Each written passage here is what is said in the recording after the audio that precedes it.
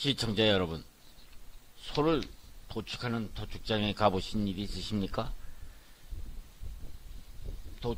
도축장 종사자들에 의하면은 도축장에 끌려가는 소들 중에는 절반가량이 눈물을 흘리고 있는 모습을 볼 수가 있다고 합니다. 소들이 도축장에 도착하면은 피비린내 나는 냄새를 아는지 트럭에서 잘 내리려 하지 않고 통제가 안 될 정도로 발버둥 치는 경우가 많다고 합니다. 북송 사진을 여러분들도 보신 일 있죠.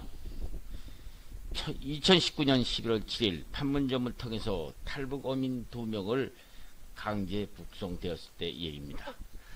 탈북 어민들은 안대를 쓰고 두 팔에 손이 포승줄에 묶여 있었고 모자이크 처리되었지만 20대 앳된 얼굴이 역력했습니다. 2명이 모두 점퍼와 바지, 운동화 차림었다고 보도하고 있었죠.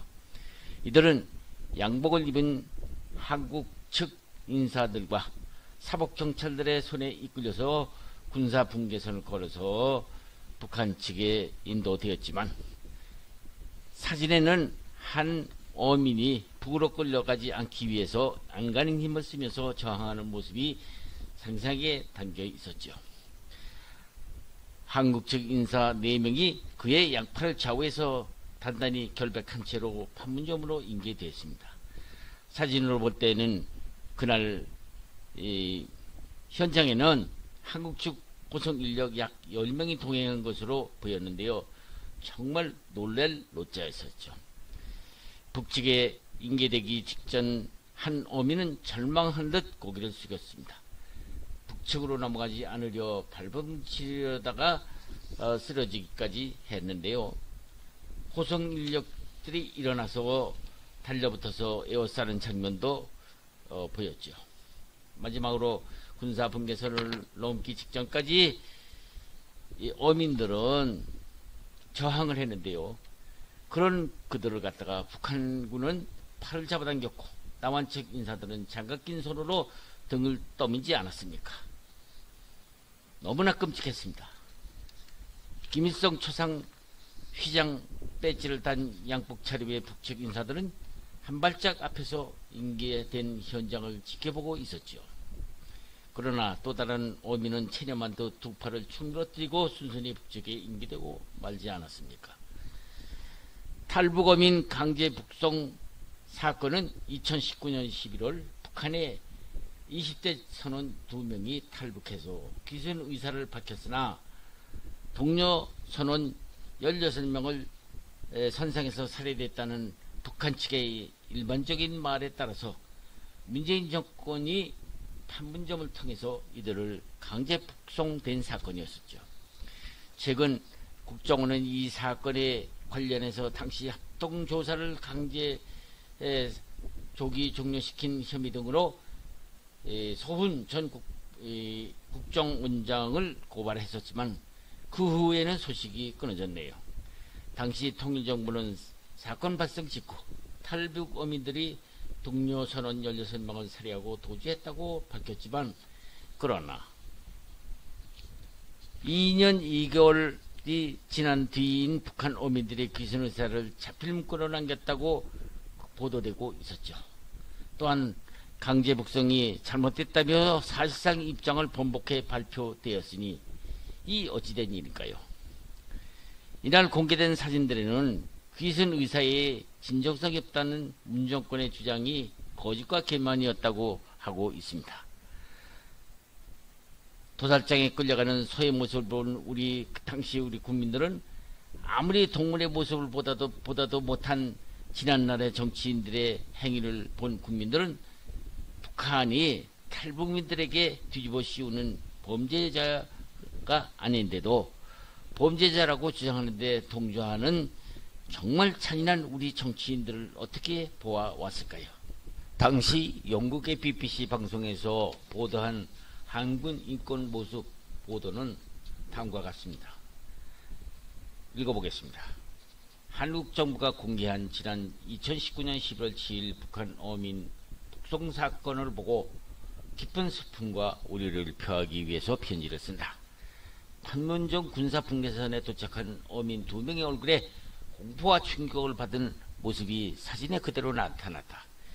이들은 의지에 반해서 강제로 북한 정권에 넘겨진 것이다.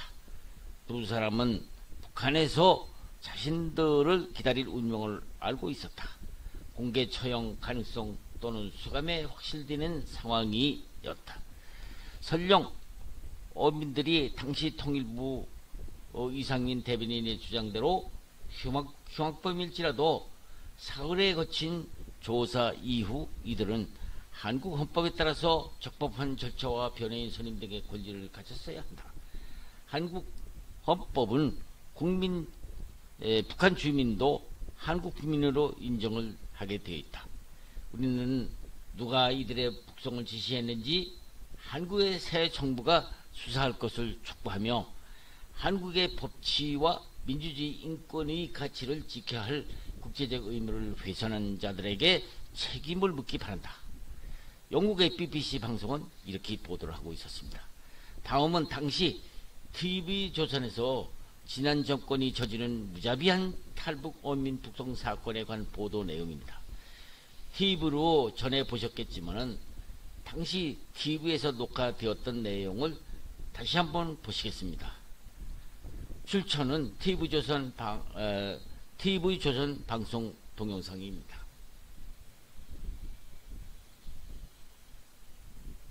지난 7일이었습니다. 일부는 사진에 그 내용이 찍히지 않았으면 과연 이걸 공개했을까 이런 의문을 가질 정도였는데 어떤 과정이 있었는지 영상으로 한번 보시죠. 그 사람이 자살의 가능성이라고. 자기 돌려보내면 거기 가면 얼마나 처벌이 두렵겠어요. 안 가려고 협박하지 않았겠어요? 북한 주민들이 추방되기 전까지 북송 사실을 몰랐다는 내용도 있잖아요. 구성 과정 이런 부분들에 대해서는 저희가 따로 이렇게 확인해드릴 만한 사항을 가지고 있지 않습니다. 네, 어제 보도도 있었고요. 오늘 아침에도 또 보도가 있었습니다. 판문점에 도착한 후에야 이 어민들이 북송 사실을 알았다. 이런 내용이거든요. 최병기 의원님, 이거 어떻게 봐야 됩니까? 그러니까 이제 본인들이 사실은 죽더라도 조국에 가서 죽겠다 하는 걸 이제 그 전에 얘기했다는 거고, 우리 이제 국내로 들어와서는 조사받는 과정에서 나 한국에 남겠다 나만에 이렇게 이제 자필로 썼다는 거 아니겠어요? 네. 그렇게 했음에도 불구하고 저 사람들을 지금 북송을 하기 위해서 판문점으로 데리고 갔단 말이죠. 그런 걸 보면 아마도 이 사람들은 자기네들은 한국에 남을 거라고 이제 그 철석같이 믿고 있었는데 그 본인들의 의사에 반해서 북쪽으로 돌려보내려고 하다 보니까 어제 이제 동아일보 보도에 따르면 이렇게 완전히 안대까지 하고 어디로 가는지 모르는 상황에서 그리고 이제 또 자해를 할지 이제 알면 자해를 할 수도 있다는 거 아니겠습니까? 그래서 사실은 경찰이 호송을 해서 판문점을 통해서 전격적으로 북송을 한 거잖아요. 이렇게 되니까 이제 왜냐면 저 사람들이 귀순을 하겠다 여기 남겠다 하는 게 최종적인 의사일 거라고요.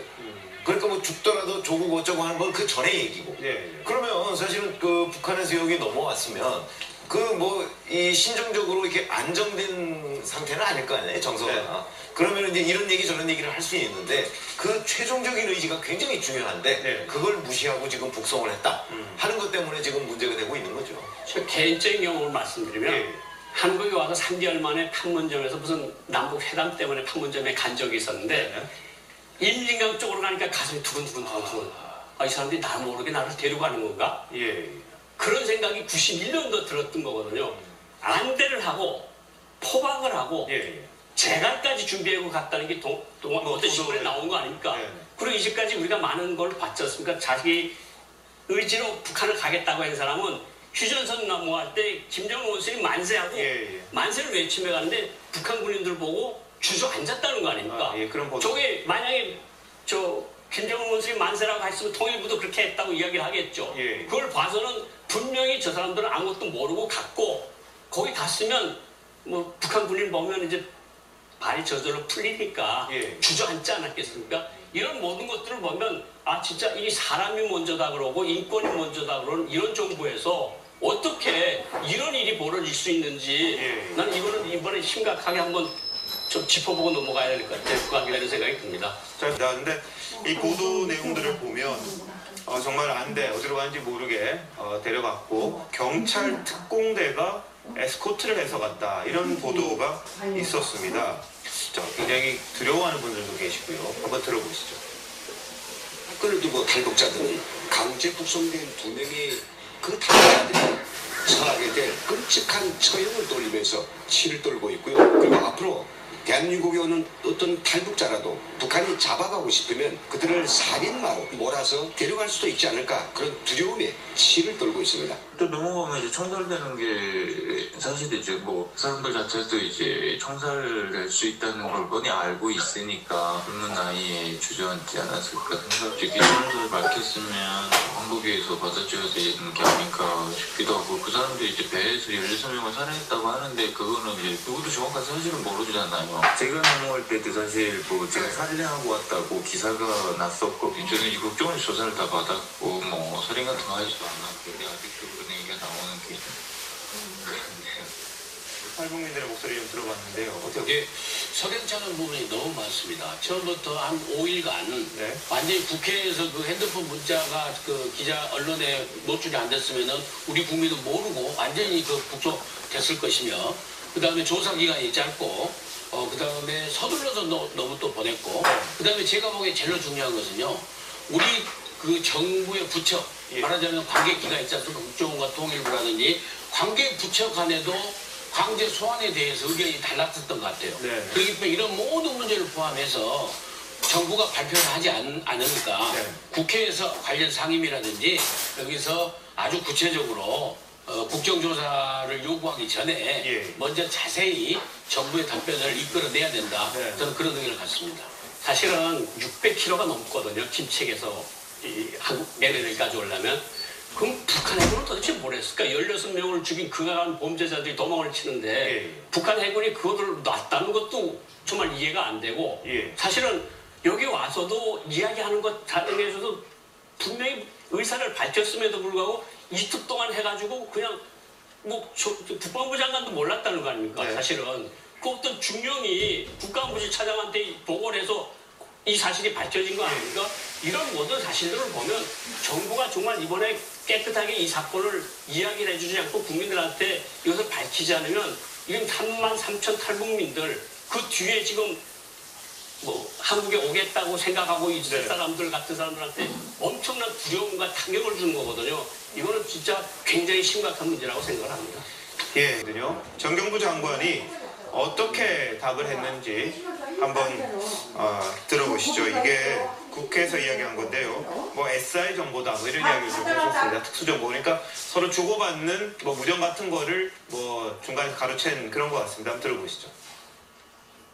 처음에 SI 정보로 저희가 확인을 했고, 북쪽에서도 그 작전을 진행을 했습니다. 이런 사람이 내려올라 그러니 북쪽에서 내려오지 못하도록 하는 작전을 수행한다는 것을 저희가 확인을 했습니다. 그런 상황에서 우리는 경계 강화를 유지를 했었고, 해군이 계속해서 상황 관리를 하면서 작전을 수행했다. 예, 지금 정경부 장관은 북쪽에서 벌어지는 상황을 다 알고 있었고, 이쪽 어민들이 못 내려오게 막으려고 하는 작전들을 알고 있었기 때문에 우리가 계속해서 추적했다, 이렇게 이야기를 하는데, 좀 더 면밀한 조사가 필요하지 않았느냐 하는 지적들이 좀 제기가